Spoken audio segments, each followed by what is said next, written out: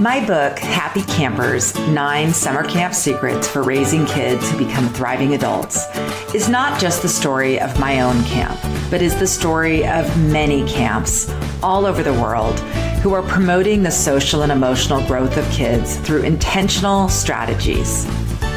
This bonus episode is a recording of one of my Happy Campers interviews with a camp director from one of the day and resident camps who were in my series that was originally aired on Facebook Live and is also available in video form on my website at sunshine-parenting.com. Enjoy this conversation with a camp director who runs an amazing program. Well, hello, we're here for a Happy Campers interview. We're actually live at the American Camp Association Conference in Nashville, Tennessee. And today I'm with Diana Huff of AstroCamp. Welcome, Diana. Hello. Hi, everybody. It's so good to be here. I'm so excited. We've been trying to get this scheduled for a long time, and here we are. So, Diana, let's just start by you telling a little bit about yourself. How long have you been in the camp world, and what is it that you enjoy about this job? Well, I have been in the camping industry for about 8 years now.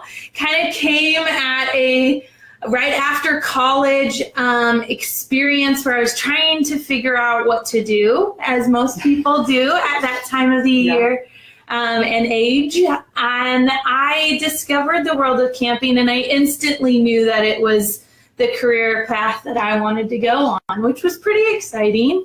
And has led me through a lot of really cool and different experiences. And I've got to meet people that I never even would have dreamed that I could meet and get to engage with. And I've grown so much from that. So, yeah. So before we started recording, Diana was sharing that she originally thought she wanted to work for the State Department.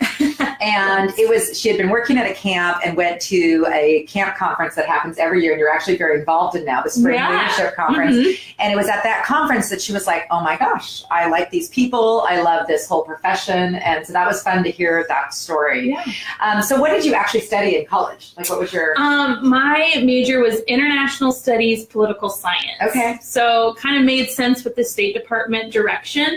I have worked with kids ever since I was little, did a lot of babysitting, and I love kids. I love children, but I never even considered that as a profession. And I kind of thought it was easy, which now I do not think that it is easy, but it is something that has become very rewarding to me over the time that I have been able to work with kids. And so I started at a private school doing day camp programming, and that evolved into just wanting to get more involved in the camp industry. So I decided to volunteer for everything that I could get my hands on. And so I've been working with the ACA, the American Camp Association, as a visitor. Then I became a visitor instructor, and I became part of the Spring Leadership Conference committee, and then I became the chair. So over time, I've been able to grow within this, and then now have switched from day camp to resident camp, which has just been an eye-opening experience as well, just kind of expanding my knowledge and my love of camp. Well, you have actually been really great in the whole camp industry. You're also the education chair for the Western Association of Independent Camps. Yes. So you have not only been learning a lot about kids in the camp industry, but you're also sharing a lot with people at other camps. So it's really terrific how involved. So how many years altogether have you been doing this? 8 years total. Okay. 8 years total. And started kind of at the bottom and just kind of worked up. And like I said, volunteered for everything that I could get my hands on to learn more. And with that, have built a network of people that I very much depend on, you included. Yeah, it's so much fun. But like you said, it's just a great, people who aren't familiar with camp and are maybe watching this video or this series for the first time, just so you know, the whole camp industry and all the people who work in this industry just love people, love working with kids, and we love partnering with parents to just create these wonderful experiences. And your camp, where you are now the director, is AstroCamp. Yes. And it is a very popular camp. A lot of kids go there. It is both during the school year, it's an outdoor education program.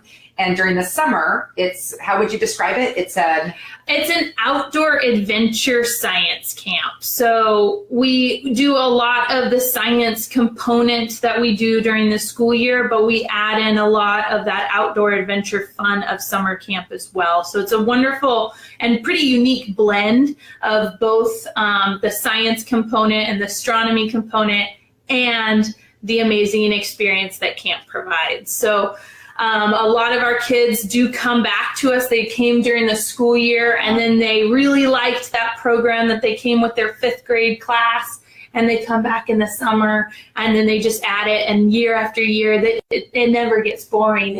It's building the whole time. That's actually probably really nice for those kids who came with their school, just for like, it's a week long, or what do they have, Monday through Friday kind of thing. So to get that exposure, it's probably for many of them their first time being away at camp. So to have that experience and then have that comfort level already with AstroCamp, and then be able to come back, that I never thought about how nice that would be for kids. How long are your summer sessions? So in June, we offer 3 1-week sessions for ages 8 to 13. And then in July, we switch over to our 2-week program. And we run 2 sessions of the 2-week program, and it's 12 to 17-year-olds. Okay. Yeah. So you do the younger kids do the 1 week, and then from 12 to 17, it's a 2-week program. Yes. Okay, great. And I like to think of it as the 1 weeks, you get to try it all. So we kind of have this schedule where it's the best of AstroCamp, and they get to go to all these different things and try these hands-on experiments. And then in the 2-week program, when you get a little bit older, we have more project-based. So we have a lot more activities that they get to choose in advance. I'm going to focus on these certain areas. So if they're really into astronomy, they can do classes that are more suited to that, or if they want to try out what welding or blacksmithing. Oh my gosh. Cool. Yeah, rocketry. If they're really into rocketry, we have a full rocket class where they go out and launch them in Palm Springs, and it's a pretty amazing experience. Oh my gosh. Yeah. Well, also you were saying how really they learn a lot about physics too, right? At AstroCamp. What to me, I'm just listening to you and just going, oh my gosh, if you have a kid who maybe isn't as into science because it's kind of boring the way it's taught in school, what an opportunity to come and just get inspired by real, fun, hands-on science. Yes. I mean, exactly. What an amazing opportunity. Exactly. At like a traditional camp, but plus getting all that. Yes, exactly. So cool. And we have the facility that is able to incorporate a lot of these hands-on activities. So we have quite a few different types of labs that the kids get to participate in. We have a rocket field that they build their rocket, and then they get to go launch it in these high pressurized rocket launchers. And then we have labs such as atmosphere and gases, where things are exploding and shrinking. We have lights and lasers, where you get to play with how light works and UV rays. And we have electricity and magnetism, and it's all hands-on. So you're thinking of like your Discovery Science Center, your LA Science Center, those sort of things, but built a little bit deeper and allowing the kids to really explore what science is. Our mission is making a difference in the lives of children through discovery, and that's really what they're doing. Oh, that is so awesome. Okay, now let me ask you this. What if a kid is not super into science? Like, so do kids, like what kind of kids come? Like, I guess what variety of kids come? I would say that we have a very wide variety of children. We are up in the mountains, so there's a lot of that nature component. So if kids like to get outdoors, hike, mountain bike, do any type of rock climbing, bouldering, we do a lot of that. And we have this very cool rock wall that's actually a Mars rock wall, so they get to feel like they're climbing Mars, and through that experience. So we tie in that science, but there's still a lot of outdoor experience that they can have. We also have a very robust like arts and crafts and ceramics program, and things that they can dive into that's not just science. And we have a lot of kids where there might be an interest of theirs, but not something that they want to explore, but then they start to learn a lot more as well. And welding and blacksmithing has been something that has grown in our camp program over the years, and the kids are really into it because that's making something from the beginning, building it, making it their own. And then we also have become part of our culture is a very fantasy cosplay kind of environment, and it's created a wonderful welcoming environment where you can be anything, you can do anything, and you can be who you are, and the kids just embrace that. And so we have a Renaissance fair in our 2-week program where kids get to LARP if they're really into live action role play, or Dungeons and Dragons is a huge component of our camp program. So we really do cater to every different type of kid that there is. And what kids say is that it's their home, and they know that when they are there, they get to be who they are, and they get to explore who they are, and they get to challenge themselves, but they also have that choice. And I think that's something that sets us a little bit apart. Oh my gosh, that's awesome. And I was just thinking as you were talking, like thinking about kids who are really into gaming, like video gaming, what an opportunity to go and be like live. Yes. You know what I mean? Like live, like you're playing like real. How fun is that? Yeah. So I don't even remember where I heard this, but I was learning about how, you know, kids are doing a lot of like online creation stuff, like, you know, like they're making YouTube videos, but there's nothing like the hands-on. When you were talking about welding, or I mean, that would be 3D printing is a huge program that we have where they're coming home. They're actually coming home with a castle that they've created digitally that's then like physically in their hands, and that's pretty amazing to see. And they love to show it to their family. Look what I made. A lot of parents on pickup day are like, can we stay? Can we learn how to weld this really cool nail ball that you created? And that is just awesome. So I'm guessing, do you hear from parents or from the kids that like their experience kind of changes them or gets them more excited about maybe some more hands-on, less screen type things? Exactly. I mean, I think like any camp, we believe in camp and the power that it can get kids to challenge themselves in a very natural environment. And we are the same where kids will come home and parents will mention, hey, I didn't know that they could do this. And they have a different outlook on, you know, their peers. They have a different outlook on their cell phone and that they don't need it. We are unplugged. There are things that we do like 3D printing that's through a computer, but, you know, they are unplugged. They're not checking their phones constantly. And that creates an environment for you to explore and be really creative. And kids bring that home and bring that back into their lives. I bet a lot of the kids want to get a 3D printer. Oh, yeah. I was going to say, because if your kid is going to be on a computer, like what a great thing to be doing. Exactly. I saw a friend of mine posted her son has started a little business. He got a 3D printer for Christmas, and he's like making things. And I was like, what a cool thing to be doing that. I love that. So you're really just like getting these kids fired up on some fun new things. But they're so advanced that we're having to like continue to create new programming with that because they're, you know, learning how to 3D print so much faster. Yeah. So that's great. Okay. So Diana, I know you're really intentional about, you mentioned about wanting the kids to just feel really comfortable, be themselves while they're at camp. So why don't you talk a little bit about kind of the social experience of AstroCamp, like how the groups work, how many kids, counselors, what they do together, you know, meals, just talk about kind of life at camp and what it's like for kids socially. Yeah, definitely. So we have boys cabins and we have girls cabins. So a camper would come in and be with their group of 8 to 10 campers, just depending on the week and depending on the numbers. We do separate our kids by crew. So we have an A crew, a B crew, and a C crew. Our A's are the youngest, and then it progresses up. And some of that will allow us some progression that A crew get to introduce to certain things. C crews, when you become part of the C crew, you get to be, the top of camp and get to explore some different activities. And then and socially wise, when they'll be in a cabin group, the typical day you'll have your counselor that is their person, that is their family while they're there. And that's the person that's kind of creating that environment. And that environment is very welcoming and encouraging. And we do a lot of intentional things to create it that way.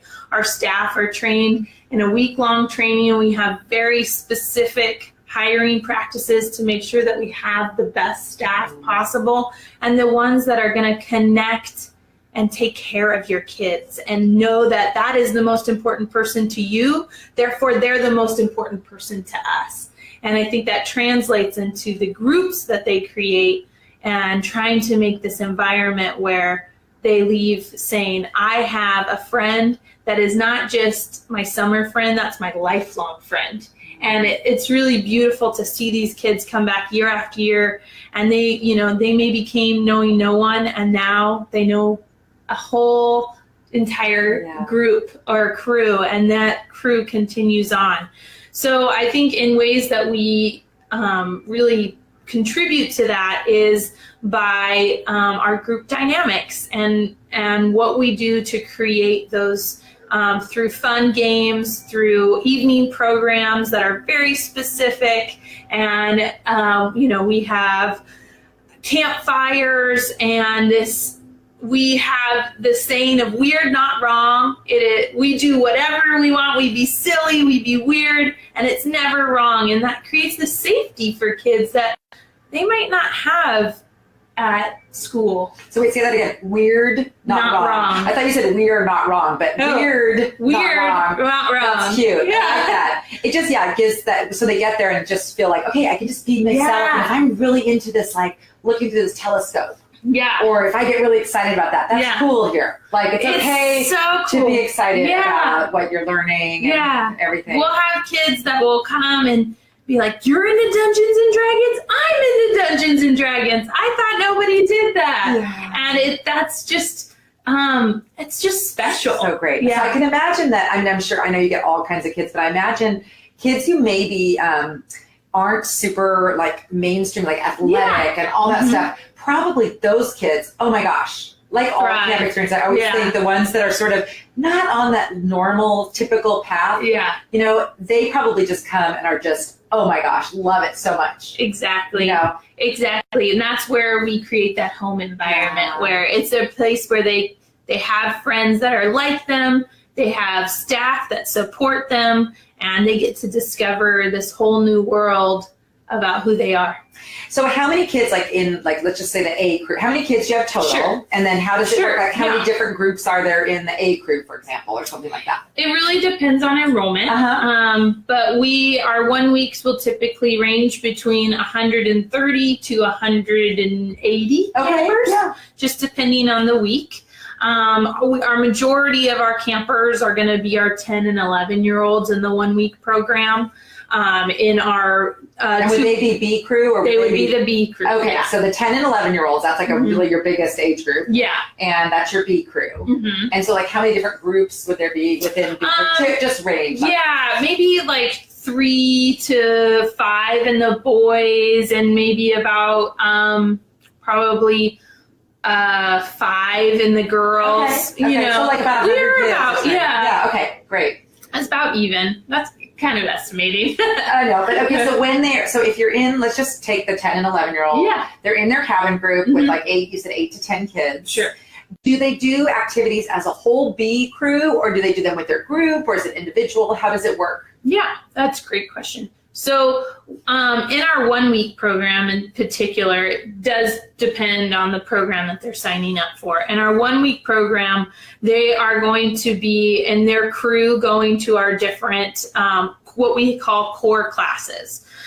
So we have core classes, and then we have electives. So in their core classes, which is our rocket building and launching rockets, our Mars rock climbing wall, our electricity and magnetism class, or microgravity, those classes, they'll go together in their group, and maybe they'll be with one other group or maybe two other groups, just depending on the class. And then in our electives, which typically happens in the afternoon, they have free choice. So there'll be about 7 different offerings, and individually they get to choose what they want to be, what they want to do for that day. And those will vary each day. And the ones that are super popular, we offer multiple times so that kids have the opportunity to be able to attend to that. In our 2-week program, we have a list of about 35 plus activities, such as welding, ceramics, these like bigger project-based classes that they get to select preferences on for their core classes. And so that have 5 main core classes that they'll go to, kind of like what high school is like in the schedule, but not like it's like in the experience. Right. But they'll go to those, and then they also have electives so that they can change up and have a lot of variety into their program. So you're making sure, it's great. So the 1-week program, you're going to make sure they get exposed to all these main things. Yes. And then they have some extra time. And in the 2-week program, they sort of deeper. Yeah. And so like if you were taking, for example, welding in the 2-week, you would be with the same group in your class, kind of going through welding. So it's like in your class, you'd be with the other welders kind of at your level going through. And so that could be at any age group. Right. There might be some classes that, depending on age, that we have to restrict it to just the C crew or just the B crew. What are your most popular, like when you think in the 2-week thing, when the kids are selecting, what do you find are the ones that just really rise to the top that like all the kids want to do, that you offer the most? LARPing, or live action role play, is a huge class. Just explain what that is, because I don't know if people know that. Live action role play, it's really something that I feel like you got to experience before you kind of know more about it. But it's essentially an environment where you are you're creating a character, and you're following very strict rules as far as this character, but you have your foam weapon, or not. No, I know it's hard to explain. But it's like bow and arrow, but it's like a soft tip at the end, so nobody actually gets hurt. No, nobody gets hurt. It's more of a fantasy experience that you're creating, and the character that you're going through, and the story that you're going through. So you get to be that character, you get to achieve these different skills, and those progress as you go. I am not an avid LARPer, so I don't feel like I am the best person to explain it, but some of our staff this is their world, and they create this world for the kids that they just love. You know that this is a big deal with adults. There's like LARPing. It is, yes. So I mean, there's people that go to LARP. Yes. There's I live near Fresno. Yes. There's like some place that people can go. It's awesome. And again, I'm just sitting there listening to you thinking, wow, how great for kids instead of playing a video game. It's a creative thing in the world that's live. Yes. And it creates actually there's a lot of intention behind LARPing, and there's a lot of thought and creativity that you have to, and a lot of discipline. Our alert master, he spends a lot of time in the beginning kind of setting the stage for what's appropriate and what's not appropriate, so we don't get overstimulated in this experience, but we learn discipline. It's a little bit like karate, and some of that like mind practices that go behind it. And about how many kids are doing this at the same time? I'm just curious. Like, is it like 20 kids doing one LARPing thing, or is it like 100? No, it's like 20 kids. 20 to 30, I would say, probably the max. I would love to see that. It reminds me. So when I was a kid, this was back in the 70s. What we called it is pretend games. We would act out things like the Parent Trap was one of our favorite ones. But my sister and our friends, we would do these very elaborate things that would last for hours. Where we would be acting out something, usually like a movie or a book. But I just was thinking as you were talking, like that was the best. Those are the best memories of my childhood, were when you got to pretend to be some other character or whatever. That's so great. Yeah. So great for just developing just to be able to be in another character. It's kind of like how drama and theater are so good for kids. Mm-hmm. I feel like LARPing equally would be so good for their development. How fun is that? It is pretty fun. Okay, so I think I got a good feel now for sort of how the program works and everything else. So what do you hear from your campers and maybe their parents about just sort of what they feel like they take away from their experience at AstroCamp, like how they grow or change? What is it that you've kind of heard the most from people? I would say confidence in themselves and embracing themselves. We get a lot of parents saying, my child came home and was a little bit different. They were who they are, and I knew them, but they came back more confident in who they are and were able to be a little bit more resilient in their school environment that maybe they didn't feel like they could connect. And this thought of knowing that I have a group of people that know me and that they're a little bit more confident. And I think that's what camp is. We take these wonderful children and we give them back better. That's true. And that's the hope. And you know, we make things like little things be very intentional, like cleanup. I laugh and I tell people when they come pick up, I'm like, well, your child was cheering for cleaning up, because that's a big cultural thing for us is who wants cleanup, and people cheer in order to do it. And parents are like, well, I wish that they did that at home. And I was like, it's all about the tone and approach that you provide. And they cheer and they love it. And cleanup is fun. And that's the beauty of camp, is turning maybe something that's a little bit normal, you turn it into something that's fun, and it actually has skills that come out in the end. Yeah, that's the masterful camp counselor. I know you're one of those people where you make mundane things seem like fun. You make everything a party. Yeah, even things that maybe at home don't feel like a party, which is a great thing. Oh my gosh, it sounds like so much fun. Okay, so Diana, you're the camp director. Are you the person, if someone is thinking about camp, wondering if AstroCamp's a good fit for their child, are you the person they get to talk to? I am. I would love to talk to anybody that's interested in AstroCamp or our program. I don't think I mentioned that we're up in Idyllwild, California. I should have said that. No, that's okay. We are up in Idyllwild, California. It's the San Jacinto Mountains on the way to Palm Springs. So that's the best way to look at it. We're about 2 hours from LA. So really easy and accessible for a lot of local California people, but we also do airport pickups from Ontario.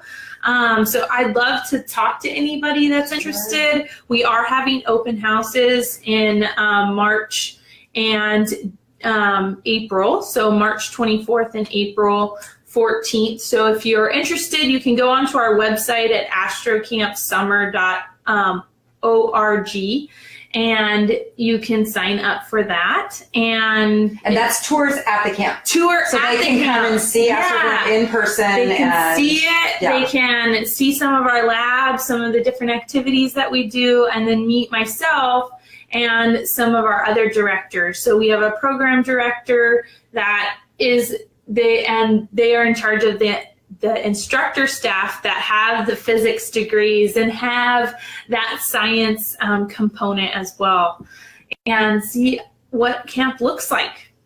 That's awesome that you get to see them. Okay, so do the parents drop their kids off, or do you have a bus from LA, or what's kind of they drop off. Okay. We do airport pickups, so occasionally a family will drop them off at the Ontario airport during our airport pickup time, but that's something we coordinate with directly. We don't have a busing system, but since we are not too far up the mountain and is pretty easily accessible, you can just come on up. And then that's a great way. A lot of our families, they love to meet the counselors, and they like to tour the dorms that they're going to be staying in, and kind of get a little feel of what camp is on that first day. Makes that transition just a little bit easier. Yeah, imagine for first-time families especially. Absolutely. It's such a comfort to be able to come and do a tour, and then they come drop their child off and meet all the counselors. Yeah, that's so great. So a lot of camps, it's just because of where they are, it's kind of impossible for a lot of parents to do that. So that's really a nice aspect. Okay, so is there anything that I forgot to ask about with AstroCamp? I know that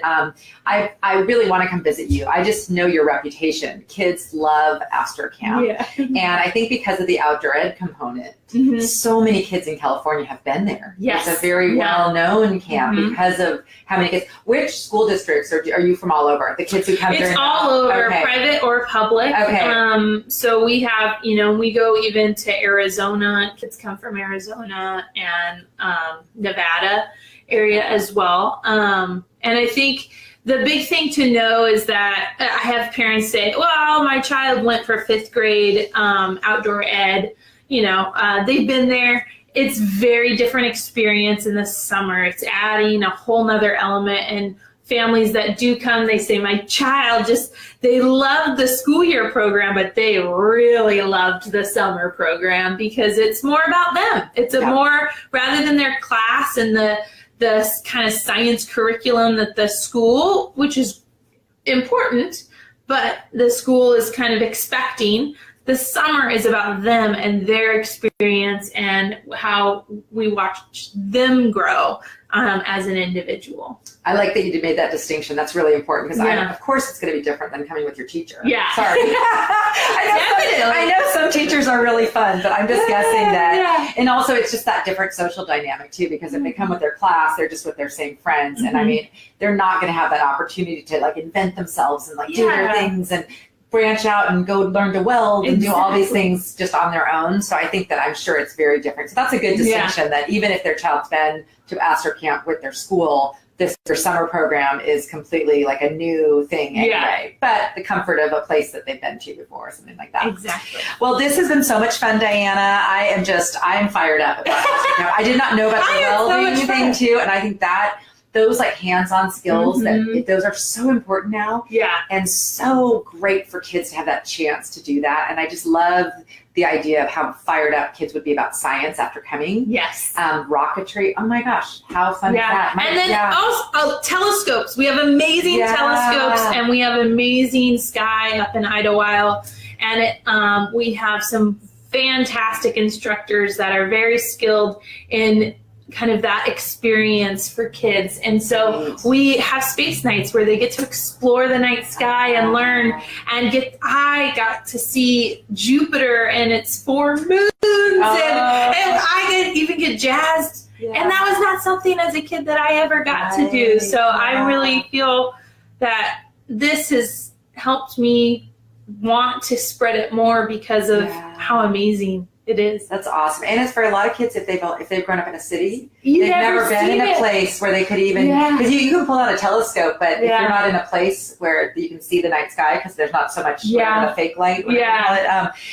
awesome. I know. So fun. Okay, Diana, thank you. So no, we can keep going on for another episode. Anyway, thank you so much, Diana, for being on. And I hope for some of the families listening that you are going to discover and look into AstroCamp. We'll put a link in the comments to the AstroCamp website, as well as the phone number where you can reach Diana, just not this week because she's at the ACA conference, right? Learning lots of amazing things. Other people are there. You can call. You can call other people there, but she's going to be learning some things this week. So thanks so much, Diana, for being on this Happy Campers interview.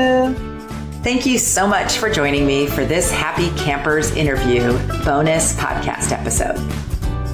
If you're interested in learning more about how you can bring home some of the magic of summer camp, I'd love for you to pick up a copy of my book, Happy Campers, 9 Summer Camp Secrets for Raising Kids Who Become Thriving Adults. It's available for pre-order now and comes out on May 7th. And you can find more information about it on my website by going to happycampersbook.com. To thank you for pre-ordering the book, I have a couple of fun freebies. The first of which is the first chapter, Camp Secret Number 1, Connection Comes First. I'll also send you an invitation to join my private Facebook group that's called the Happy Campers Book Club, where we'll be sharing resources, videos, and conversation about raising kids who become thriving adults. To access these freebies, simply pre-order your copy of the book and then fill out the form at happycampersbook.com. Together, we can spread the happiness of summer camp to the whole world.